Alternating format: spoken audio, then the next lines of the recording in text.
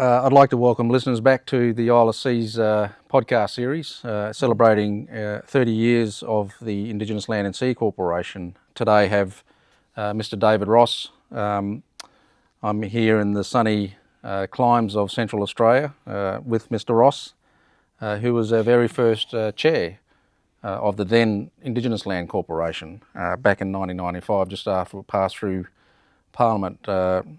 Rossi, as we all know, Mr. Ross, was the first chair of the ILSC's first board. So I'd like to welcome David to this podcast series and thank you for your time here today. Just to kick things off, Rossi, just going back to the beginning, if you wouldn't mind, I wouldn't mind hearing from you about some of the things that were going on in the background before the corporation was established, because I know that you were amongst many other people, senior Aboriginal people who were coming together around the country that were negotiating with the government following the passage of the Native Title Act and the High Court decision there. There was a lot of things going on. There was a reconciliation council that Patrick Dodson was leading. There was the movement of the land councils as well. So why don't you start by just painting a little bit of a picture as to what was going on prior to the ILSC? Yeah, Joe, look, it's very interesting times back then, interesting times today. But at that time, look, you had the, I guess you go back to 92 and had the Mabo decision, which, turned people upside down. Yeah, turned the country upside down. Well, they didn't know what they were doing. They didn't know what to do. They didn't know what to expect, etc.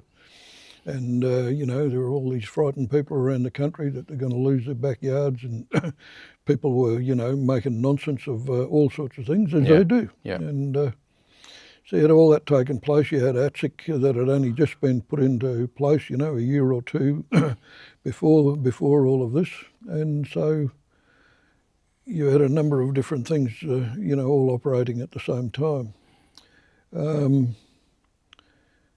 The Mabo decision then prompted, the work that had to be done with the government, and the decision that was made by leaders from all around the country to go ahead with the government, negotiate an outcome as best you could, remembering that you had, the normal setup of the government. And the extras were the Greens at the time, basically the WA Greens. Mm-hmm. And so they played a major part in that overall project, in putting the Native Title Act in place, along with the Democrats. Then, that all went into being, and that was the first response to the Mabo decision. There were three responses from the government to put in place. The second was the Indigenous Land Fund and the Indigenous Land Corporation. Yep. Was in part two. Part three was to be the social justice package, which the work was done, put forward, but by the time that work was done, it was 96, and the Howard government had come in. And so that package was just shelved, put over there on the sideline, too hard basket, never seen the light of day. Yeah. But back to the ILC, and look, it's the first time anything was put to the ILSC board back then, Aboriginal and Torres Strait Island Commission board, was a proposal that would benefit the Aboriginal peoples, Torres Strait Islanders, basically from the 26th parallel north. Yeah, so it was just Northern Australia. No access for the people from the south. Yeah. Made it very clear, the board and everyone else who we let informed, made it very clear that this was not the case. We're all Aboriginal people, and everyone had to be beneficiaries of this in whatever form we could make it. Yeah. And so, you know, that was a starting point. Now, I have no idea who may have been involved in the writing of the legislation, drafting it. Of that first iteration. Of that first. I imagine there were bureaucrats involved. I don't know who else was involved in it. Yeah. But they eventually came back with something that was workable and that people could live with and agreed to. And so was born the Indigenous Land Fund and the ILC. And so, you know, that was the starting point. And the people agreed to it, you know. Leaders in the Aboriginal Torres Strait Islander Commission, which was a major player at that time, and everyone else. I mean, you know, you'll always have people who disagree and are going to be offside, but the major players had agreed to it, and so it became legislation. And at some point, I asked if I would like to take on the role of the chair of this first operation. And so I said, yeah, why not? Let's have a go at it and see where it takes us. So, At that time you were the director of the Central Land Council, weren't you? No, I'd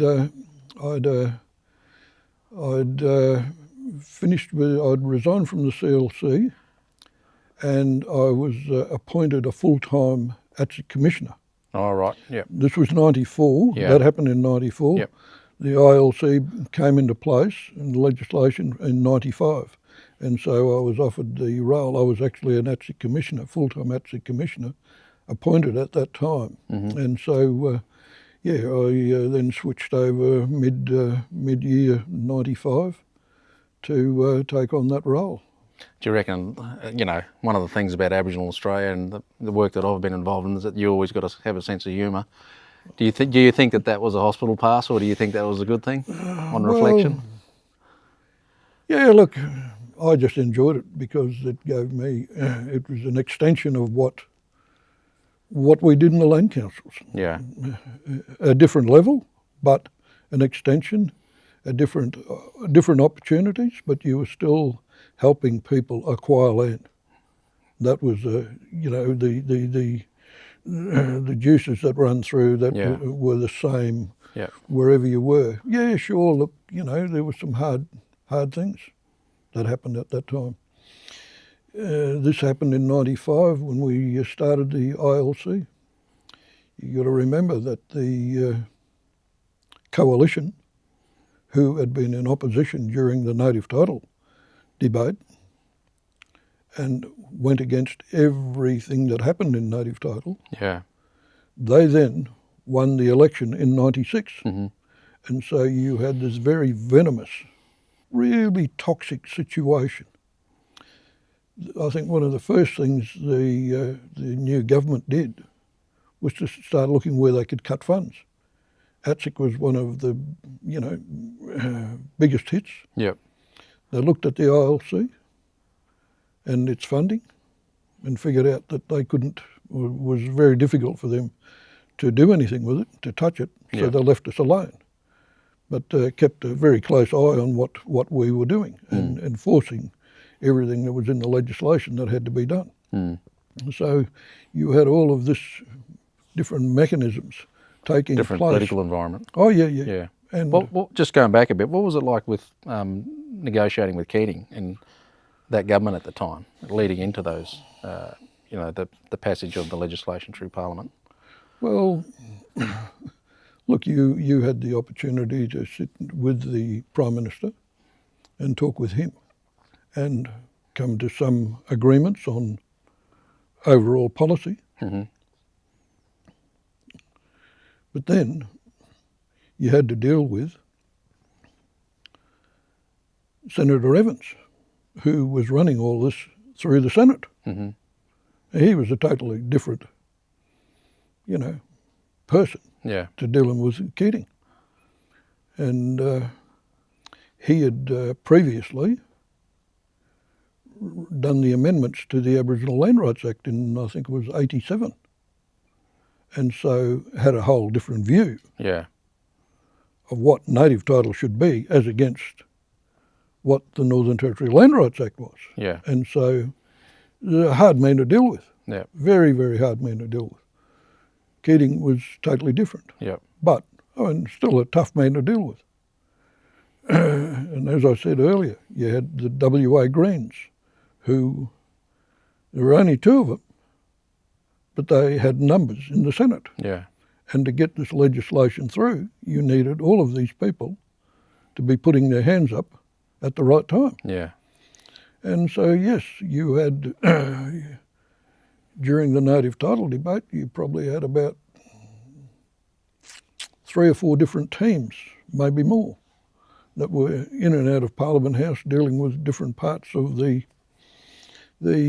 government and the other members of government and or members of the Parliament who were going to have a say on how this thing was going to come out. Yeah. And so, yeah, look, it was interesting times to say the least. Yeah, because I mean, obviously, there's a view in the community more generally that Keating understood the decision of the High Court, but he also understood the nature of colonisation and all those things, as sort of he articulated in his speech at Redfern and other places. So he obviously got it, but at the same time, he was a Prime Minister and had to deal with the politics of his own party, let alone the broader Australian community. I mean, it must have been somewhat comforting to have someone like that in the box seat, notwithstanding the fact that you've still got to negotiate things going through the Senate. Well, it was. It certainly made it a little bit easier. Yeah. Yeah. At that time. And what about, so you then become the chair of the first board and getting all of that going. You had Peter Yu as your deputy, and then you had a number of other senior Aboriginal people on the board as well, and some non-Indigenous people. What was it like in those early days of getting the whole corporation up and running and getting what was espoused in Mabo put into practice in this organisation? Well, firstly, you had to put in place the National Indigenous Land Strategy, which we could have sat around the table and made decisions. And we'd made the decision that no, we'd get out. Certainly part of my job and the staff was to get out and consult with Aboriginal people. Yeah. What did you want? How did you want things done? What were, your thoughts? And I went to places all around the country where it seemed to me that no one had been before. And you're dealing with people who, colonised for 200 years and no one's bothered to ask them. Yeah, what do they want? What they wanted and what they thought. Yeah. And so you're dealing with a lot of this animosity and stuff that's been built up over the last, couple of 100 years. And before you really got down to getting what people's real thoughts were on, they were just unloading. Yeah. So yeah, people unloaded, not everywhere in the country, but a number of places where people just unloaded, where no one had bothered talking to them previously and asking them what and how they might be involved, etc. So it was brand new for them. It was also brand new for me, because I was used to dealing with people here in the southern half of the territory. Yeah. And this is a whole different world. We're dealing with the whole of the country. Yeah. And people have been colonised in different ways throughout Australia, and so it was a very interesting time. Yeah, it must have been. I mean, you say interesting, but it must have been quite powerful and emotional too, I guess, in some places, seeing the hardships that people had faced and no one ever approaching them to ask them what they want, and then all of a sudden there's this conversation going on about, well, what is it that you want and you need and those sorts of things. It must have been quite profound. Not just for the people you talk to, but yourself as well, I reckon. Well, it was. It was. And some of the interesting things were, I found people in southern parts of the country, in different parts, who were still talking their own language. Mm-hmm. And this was, you were, hadn't run into this before because you hadn't been out into these places. And yeah. It was, these were all very interesting times. Yeah. And people were still involved with their culture and their language, etc. And it was a whole different world. Yeah. but very interesting. Yeah. And what about the actual administration, setting that up, getting that running? Well, that was a lot of hard work. Trying to put that in place to get the right people in. Pick and choose. And yes, we probably brought in bureaucrats out of ATSIC to start off to get the ball rolling. Yeah. And whatnot. And from there we had to build the organisation. And I'd looked at because I'd been involved in ATSIC, etc. I'd talked to the board at the time and said, is there any stipulation? I asked the minister at the time, any stipulation as to where we've got to set this up? And you can blame me for this, I suppose, but there was no stipulation. So I said, well, I'll choose Adelaide. That's how it came about. Well, there we go. Because you got so entwined in living in Canberra, as ATSIC did. Yeah. Where everyone came to Canberra, and everyone who came to Canberra came and banged on the door. Yeah. And I could see what was going to happen here, and with the ILC, we're specifically here to do this job. Yeah.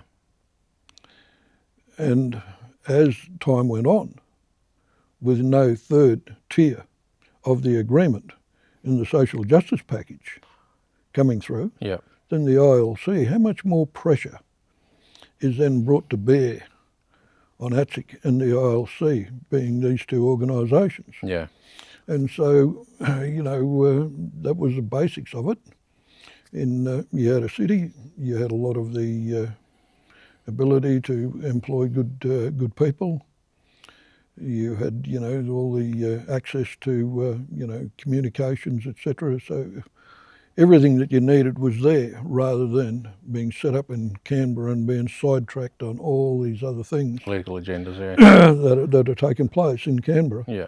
We were there to be the Indigenous Land Corporation, and our two main jobs were to help people acquire land and help people manage that land where necessary. And so that was the focus, and that's, why I insisted on doing things that way. So I think you've got lumbered with whatever. And I always wondered how that happened. came about, and there you just answered it. But I think it is good reasoning for that to be, actually, because I totally agree. I don't think that there's a need for an independent corporation with a very clear mandate and legislative responsibility to be caught up in all sorts of agendas in Canberra. So I think that was good thinking at the time. Did you also think about these other regional offices in the west and the east? And well, that was the idea, is to set up the main office in Adelaide.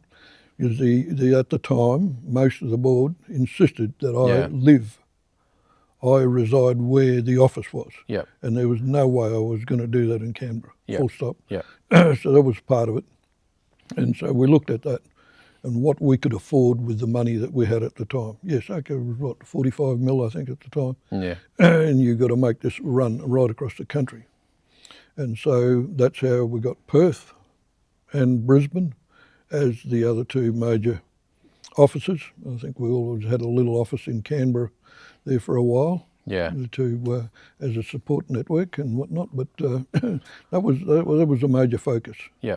And then things worked out from there, bit by bit. And I guess as people have come and gone at the ILC or ILSC as it is these days, and with yourself there, you're looking at how different ways you could do things, and you try and improve, etc. And that's all you can do. Yeah. I mean, it's good to hear that you had gotten out and been so active talking to people, because I think there's probably been a period in ILSC's history where that wasn't being done, insofar as going out and talking to people and consulting them about what it is that you want the ILSC, and that's certainly something that we've done quite extensively. But it's really good to hear that you did that at the start to set the scene.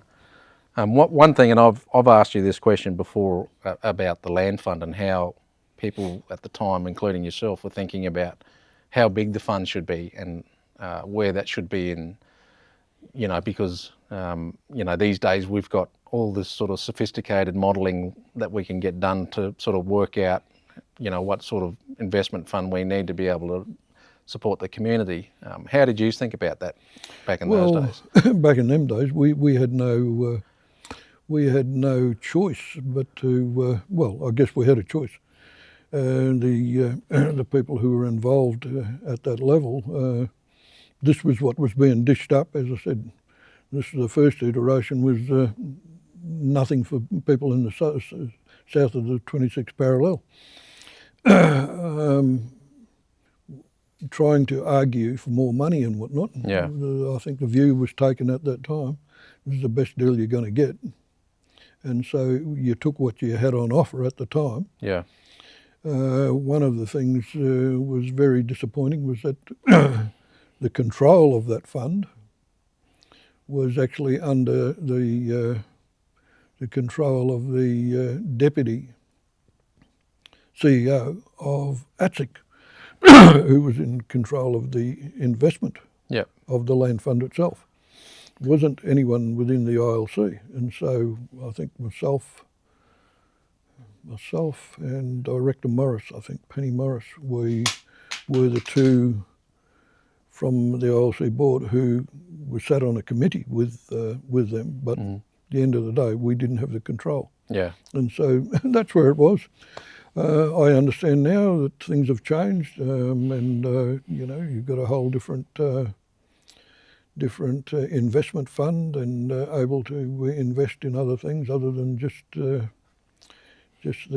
bank interest, which has got to be, whatever you've got has got to be better than it was. Where it is now is with the Future Fund, and it's invested quite sophisticatedly across the board. There's a number of things that they invest in, getting really good returns, and it's a lot more secure in there as well. It's 2.3 billion at the moment, a little over 2.3, and growing steadily, but we do have pressures because the request from the Aboriginal community or the Indigenous community of the resources of the ILC haven't really the amount of money that we draw out, which is equivalent to 2010 CPI values, hasn't kept up with the market. So the market's outstripped what we get out of the fund, and so we're doing some work at the moment to look at what that needs to be in the future.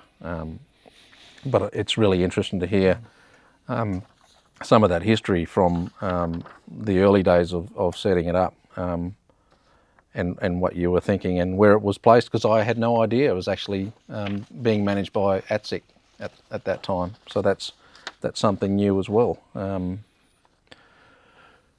And as you know, the ILSC changed its legislation in 2019 to include the acquisition of water or property rights in water as well. So that means that it's Indigenous land and sea, which allows it to acquire water, both fresh and saltwater related rights and interests for First Nations now. So the appetite's big.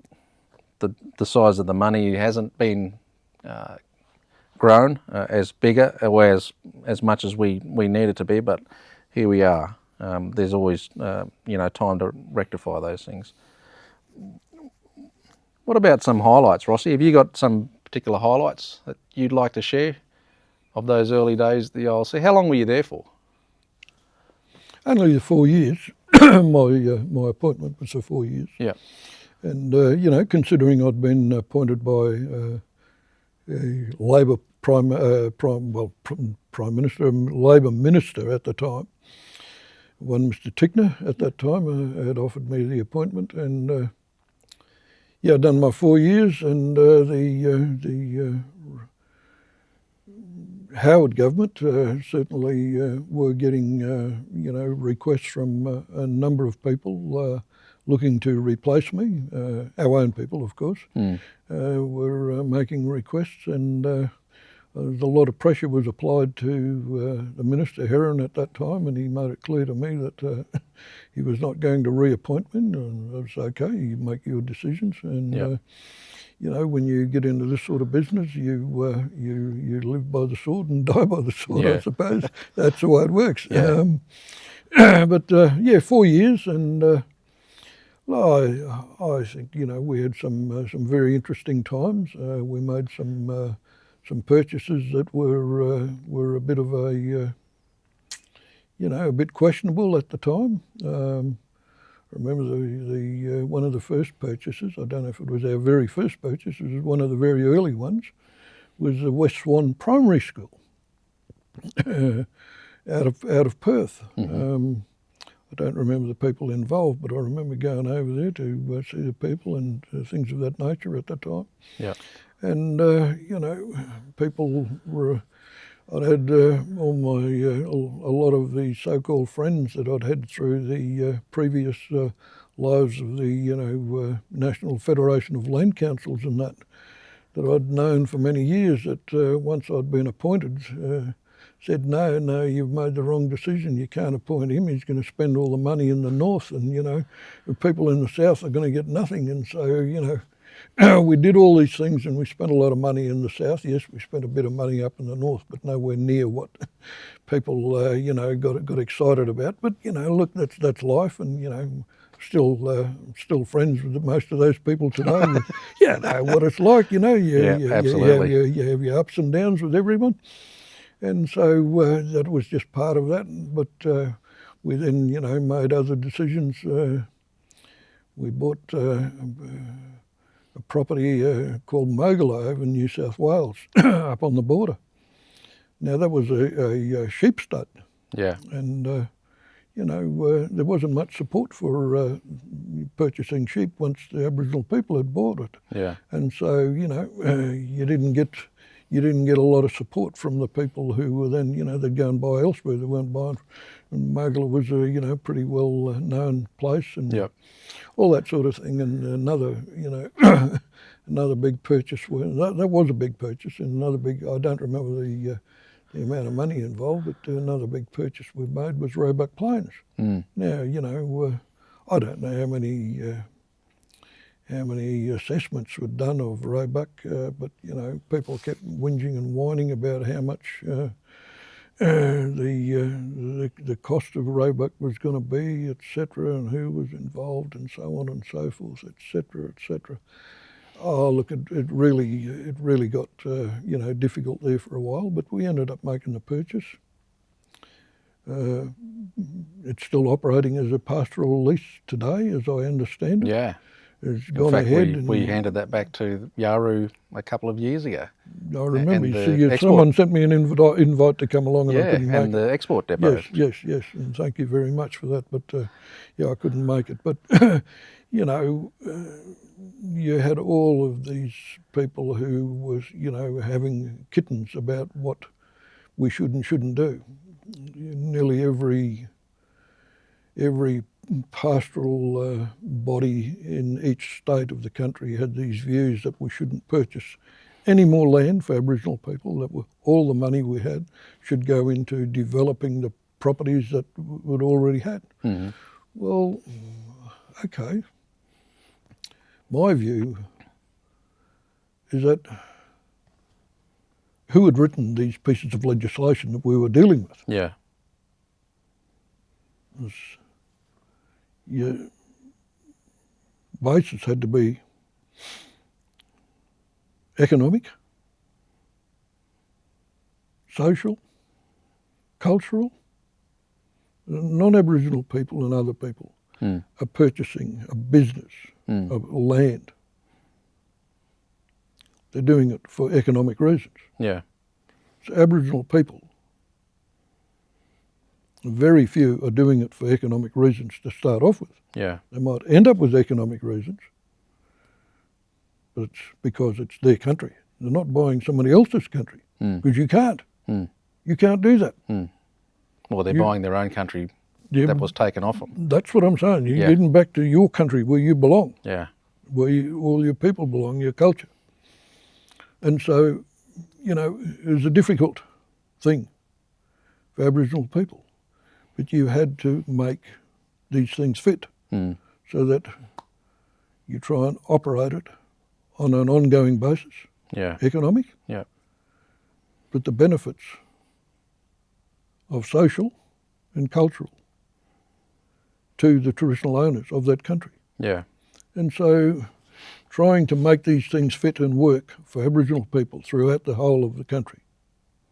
And not everyone thinks the same. Yeah. And you're dealing with different aspects of each of these things wherever you go. Yeah. And everyone thinks they've got something brand new.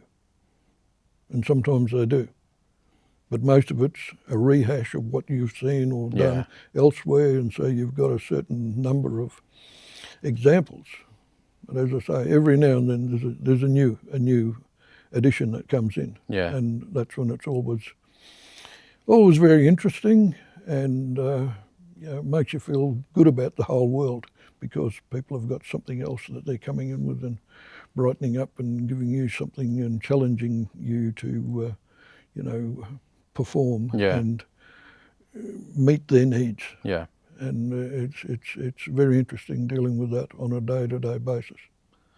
I mean, you touched on a very pertinent point there, and that is that a lot of times that Aboriginal communities have to do a bit of a song and dance just to get something. They have to dress something up in order to meet a bureaucratic process so they can get it for their own purposes, really, which is their social and cultural connection to that country. That's right. And I think the ILSC's played a profoundly powerful role in acquiring property for the purposes of social and cultural, not always just economic, as you say.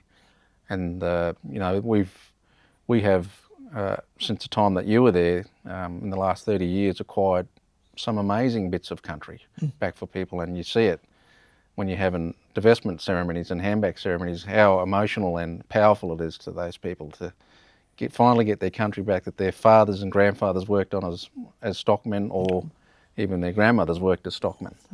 And to see that, I think it's very hard to sort of articulate that to the broader community. It's a very, very powerful social and emotional thing to witness.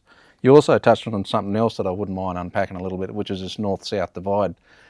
You mentioned it a couple of times, and it's a real thing, because I remember when I was coming into Aboriginal affairs in the early days of my career, that was a real thing, that there was this view, some from the north, that, we really, look down on some of the mob from the south, and the mob in the south think the mob in the north get everything.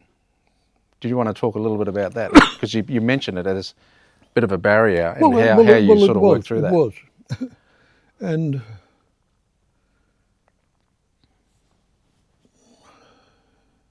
having worked in the Central Land Council and the opportunity to acquire land, because you couldn't, as you know, you couldn't just go and claim a piece of land. You either had to get, land that wasn't being used by government and put a claim on that, or you had to purchase it and then put a claim on it. And so we got pretty good at it, I think, in the CLC. We'd help people purchase a number of different properties. We'd used a number of different ways of going about acquiring money to do that. We'd gone about using a number of different people in how you went about acquiring those properties. Because not everyone wanted to sell the property. They wanted to sell the property, but they didn't want Aboriginal people to buy it. And so you went through and used second and third parties, and we learned all sorts of, different skills and tricks of how to deal with people. And, we actually had a couple of people who did it, without asking for money. It was very interesting times, but that goes back.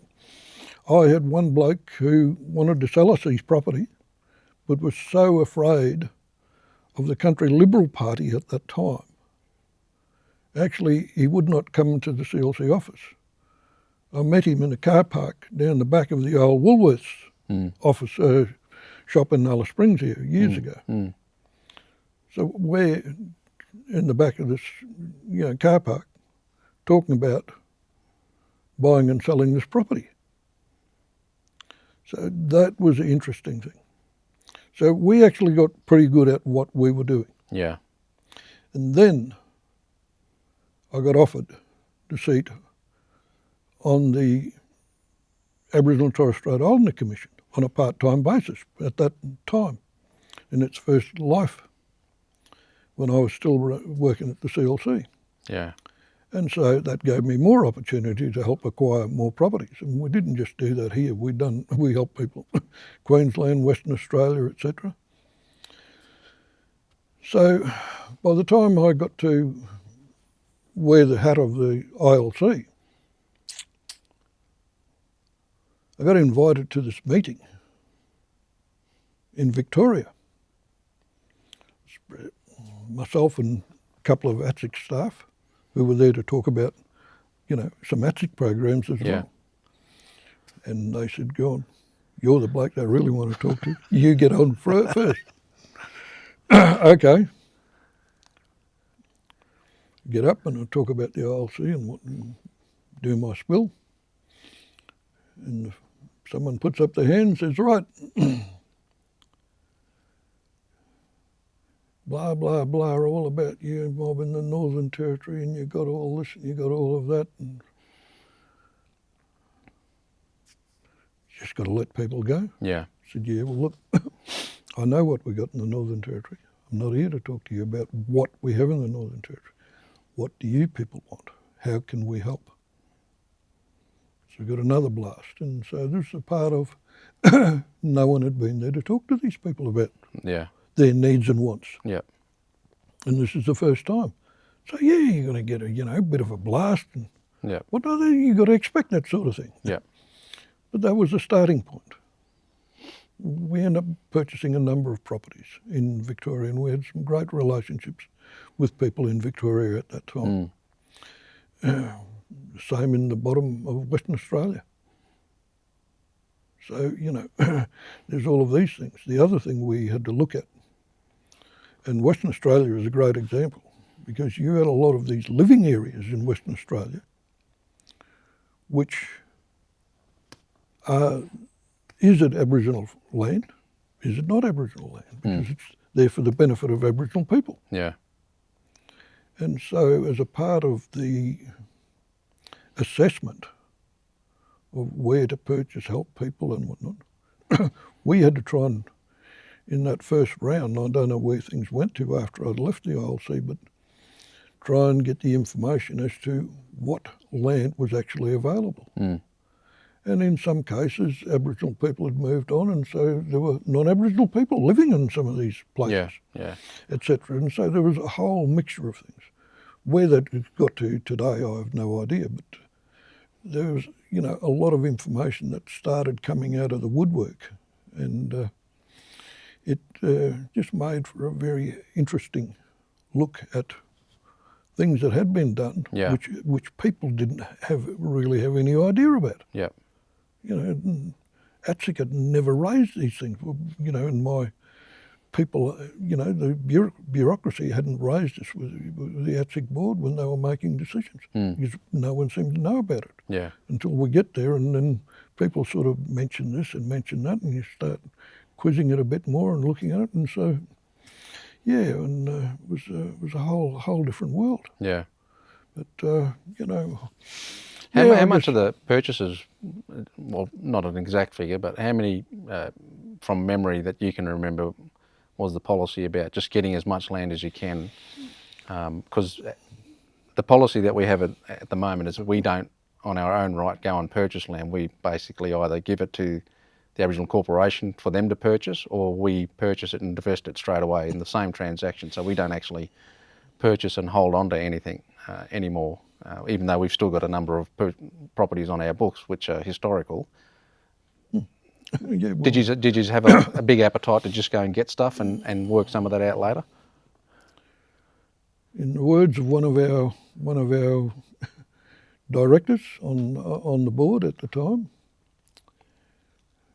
Mr. Pearson, who made it very clear very early in the piece of the ILC board, we need to put dirt under people's feet. Okay? Now, how do you go about doing that? Well, we did what we had to do. In order to do that and spread that as much as we could throughout the country, to give everyone that opportunity. As I say, I went and talked to people who no one had been and talked to them. Yeah. I had to go and talk with all the ATSIC regional councils that wanted to talk to me. There's zone meetings where a number of the regional councils in a state would come together, so I had to go in front of people. Sometimes I went back a second time. And, you know, you had to go through this process. You had to go to organisations, anywhere, wherever people were, and talk to them. Yeah. And that's how I got to, you know, spread that. Was you know, a full on, but I got to spread myself around as much as I could and talk to people. I remember going through the Kimberleys with Peter, Peter Yu. I can't remember, we were off to a meeting. Anyway, we'd flown in through Kununurra, and we come down through Christmas Creek. We pulled in there to see someone that he wanted to talk to anyway. We were talking to the people there. And that's when they first told me about communities here, cemeteries 200 to 300 metres away. They've got to give the manager of the pastoral lease or owner, whoever it is, 2 weeks' notice that they want to go and visit a grave. Crazy. And that's only if he had time to make it on that day. If it wasn't convenient, bad luck. You come back with another time. Blow me down. A couple of weeks ago, I see notification there that some bloke from New South Wales or somewhere has now bought Christmas Creek and has opened the door for the families to go visit their graves, you know, on a much more open basis. Now, you know, we're talking 30 bloody years. I mean, yeah, these sorts of things happened, and were still happening up until this bloke has just changed over. Yeah. So there's a lot of stuff that people don't know about, didn't know about, and there's all this history. And, you know, as I say, and think back to, you know, people giving me a bit of a rough time in a meeting and whatnot, but you got to look back on their history.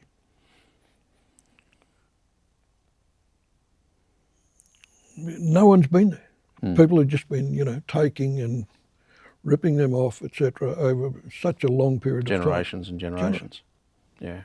And you wonder why people are unloading on you to start off with. But I had a pretty good idea about it before I got there. So, you know, I tried my best not to take these things too personal. You know, you must have grew some thick skin on your back, eh?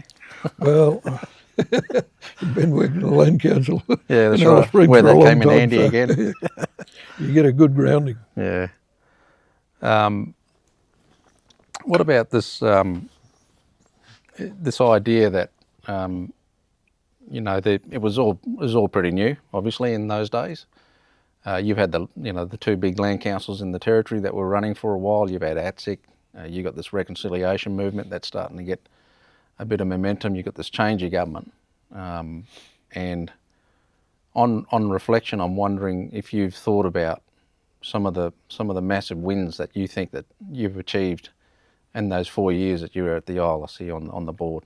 I mean, some of the properties that you've acquired, and you mentioned Roebuck Plains, and you know, there's other ones in the Kimberleys that were acquired as well, big properties that were in the throes of divesting.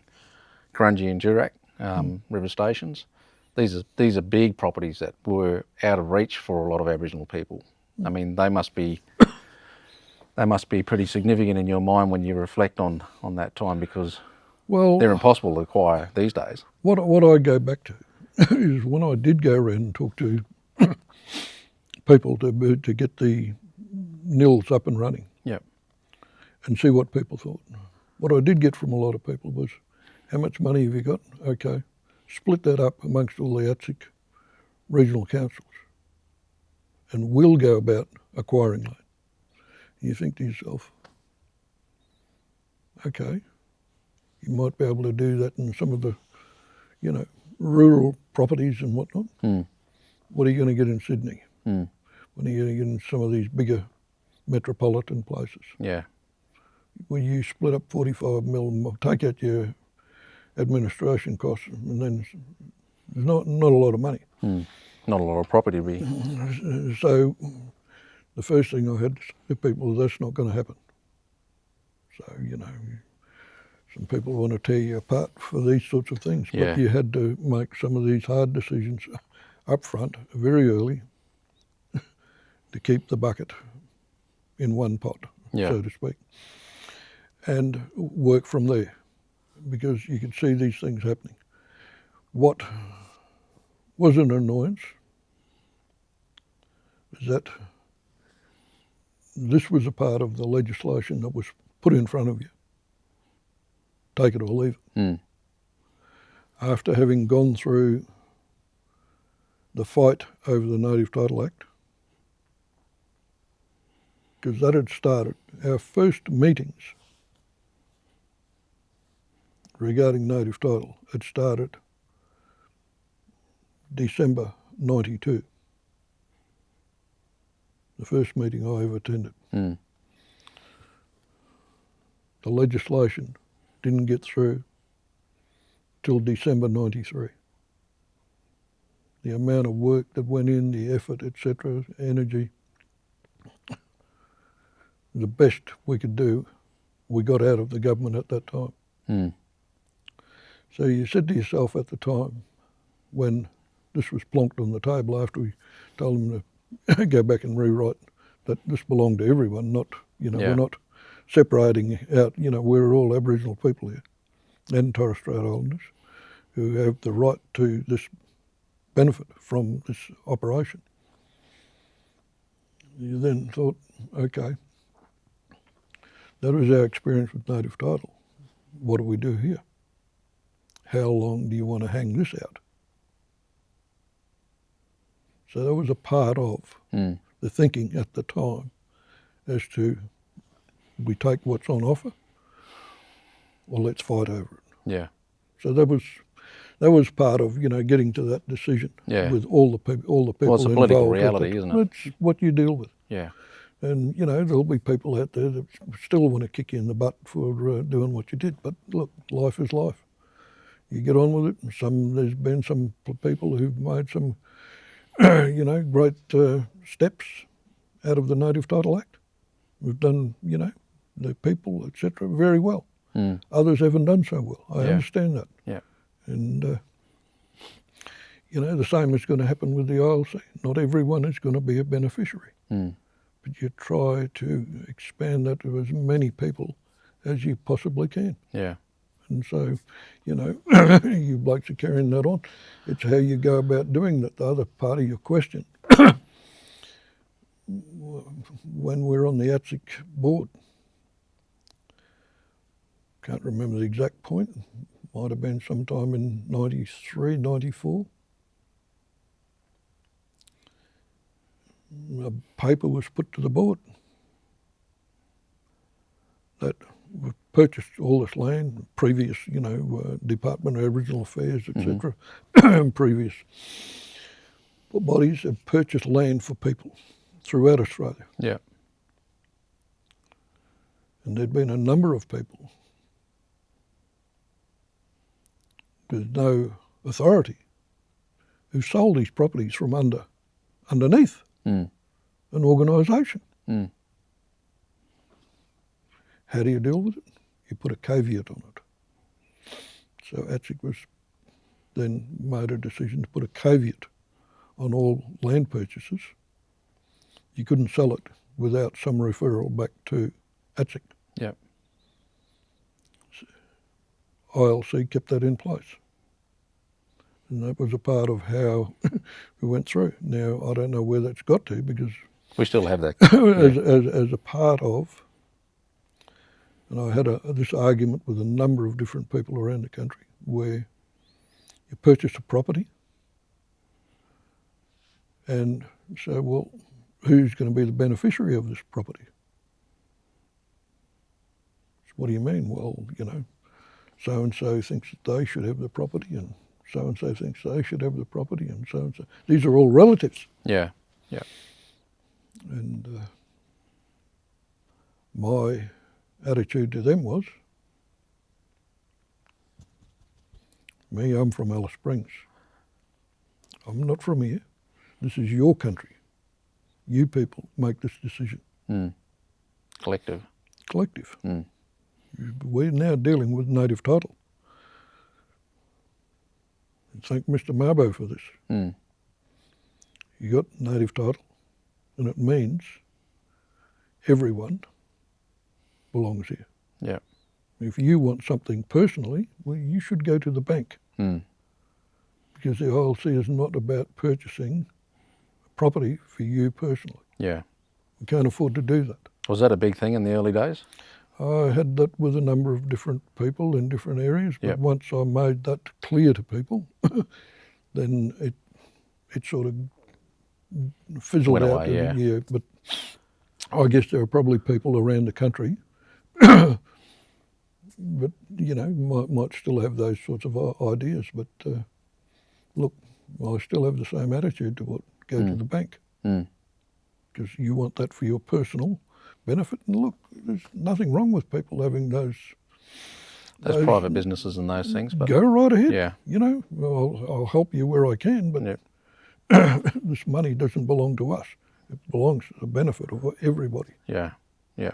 I mean, it's the same principle as in the Native Title Act and the Aboriginal Land Rights Act of the Northern Territory. It's communal. It's groups of people. Communal title. Yeah, and certainly we still have the caveat policy in place, even though we probably do need to have a bit of a consultation process, because some people are saying that it's stopping self-determination by groups, but in other instances it's stopping people losing their country as well. So we just got to. Well, that was the whole thing about it. But then if you remember, you and I attended a meeting up in Broome once upon a time about fungibility. About fungibility. That's right.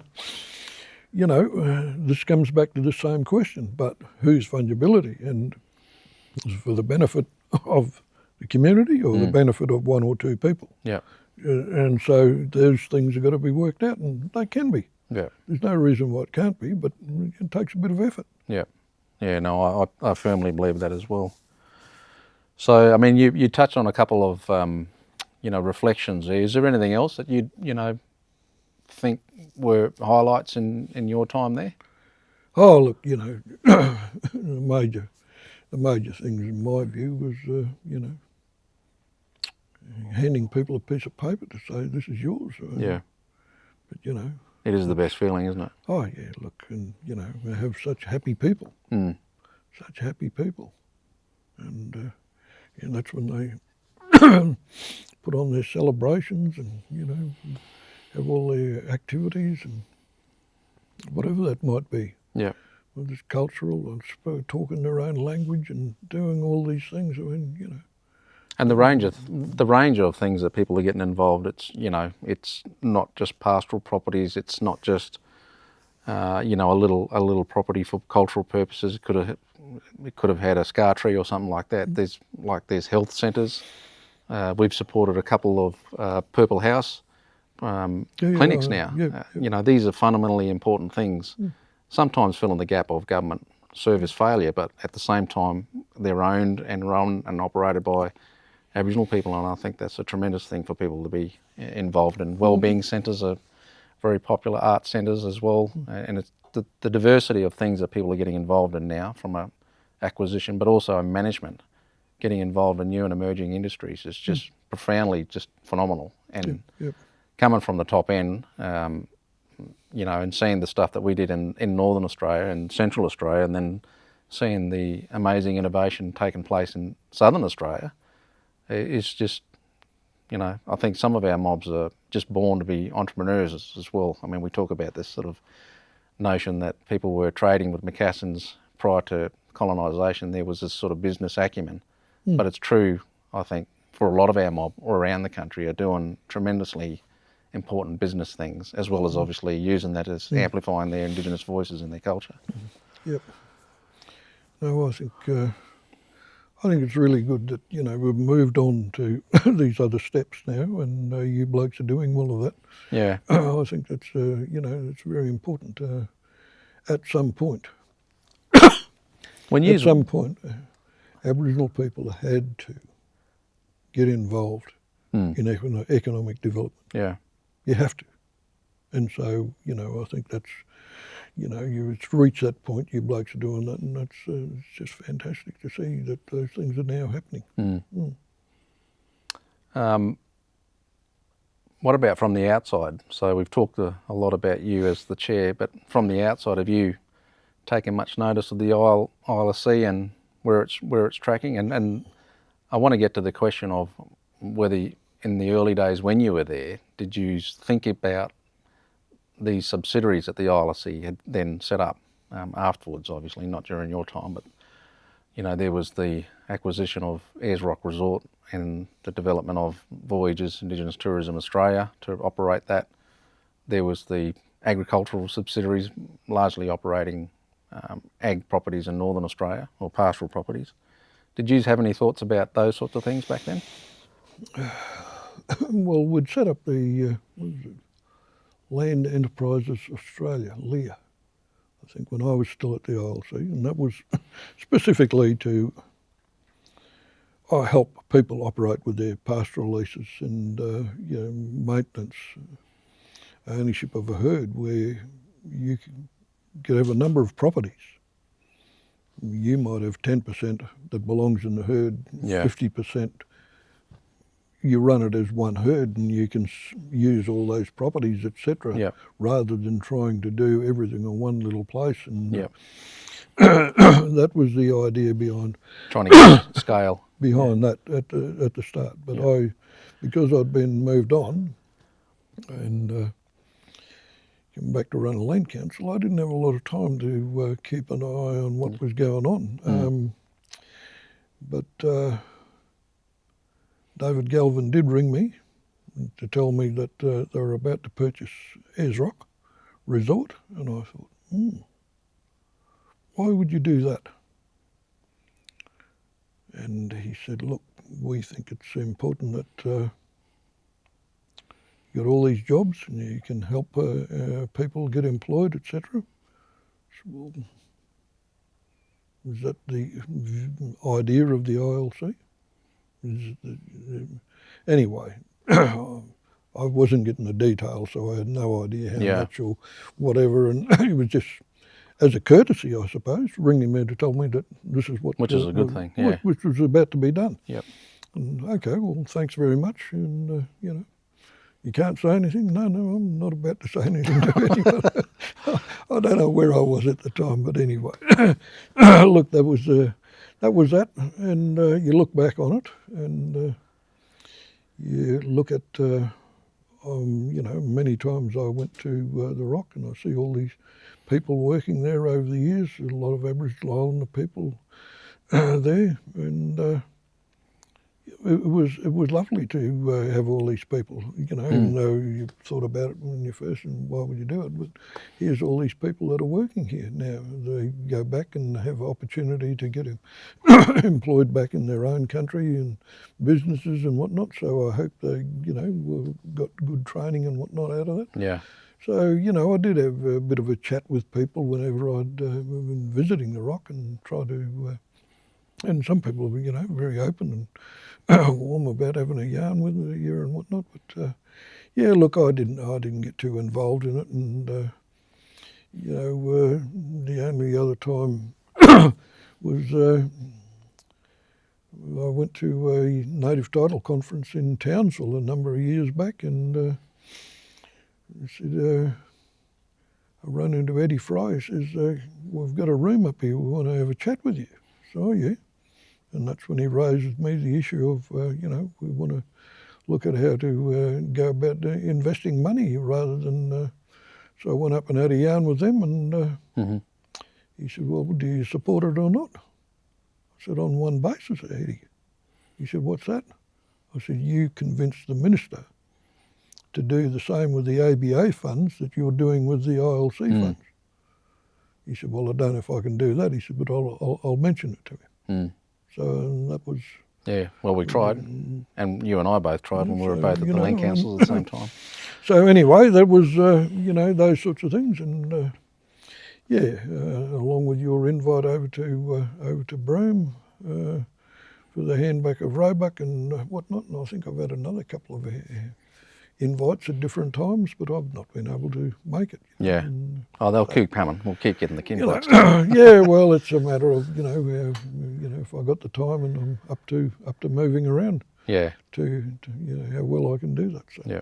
that's sort of where things have got to. Now coming to a bit of a close of the conversation, I'm just wondering, Rossi, if you've got anything else you'd like to say about the history, or even what you think about the ILSC and the opportunity that it might have in the future. Well, there's a lot of opportunities out there, but we're now seeing properties, big pastoral leases and that going, 20, 30, $40 million and whatnot these days. I know the fund can't afford those sorts of things. How you go about,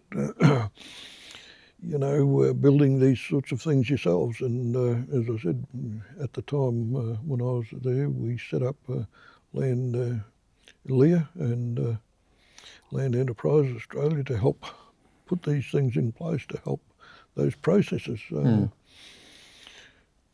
Some of the disappointments where we'd made offers on some really good properties,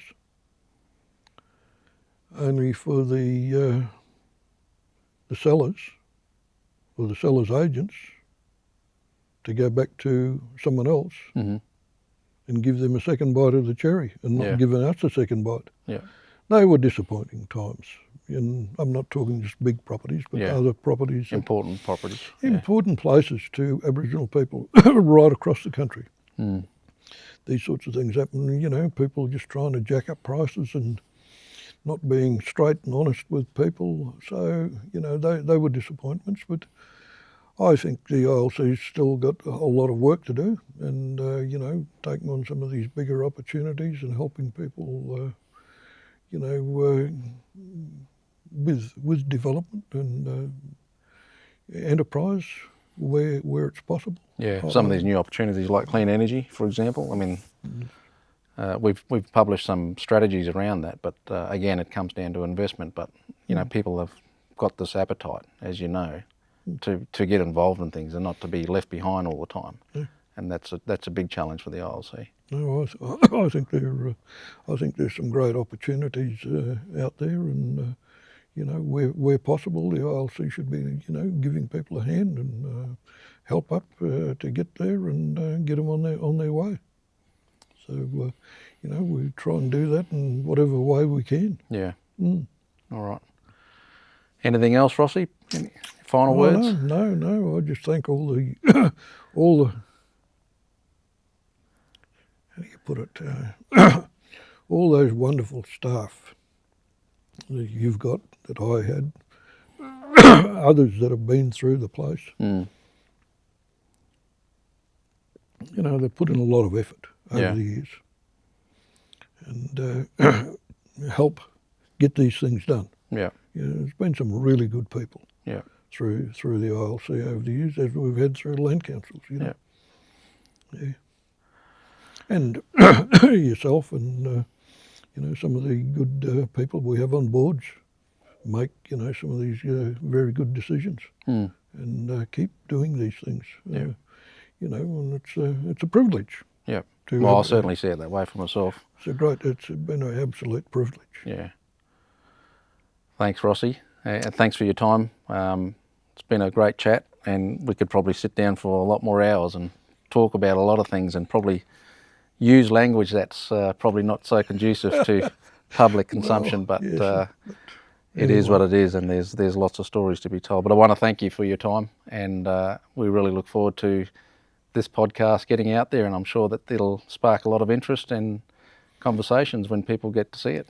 Well, I just hope people take the opportunity to follow up and do things that they want to do. Yeah. And be positive about it. Yeah. All right. Okay. Thanks, Rossi. No worries. All right, bud.